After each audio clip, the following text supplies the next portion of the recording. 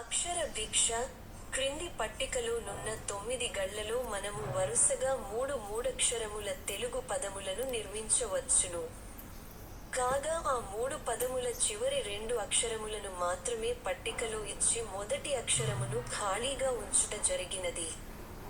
ఖాళీలలో ఉండవలసిన ఆ మొదటి అక్షరములేమిటో పట్టికకు ఇరువైపులా ఉన్న తెలుగు మరియు ఇంగ్లీష్ పదముల ఆధారముల ద్వారా కనుగొని 2 నిముషములలోగా పూరించండి. ఒకవేళ 2 నిముషములలోగా మీరు పూరించలేని ఎడల అటుపై మేము పూరించి సమస్యను పరిష్కరించగలము.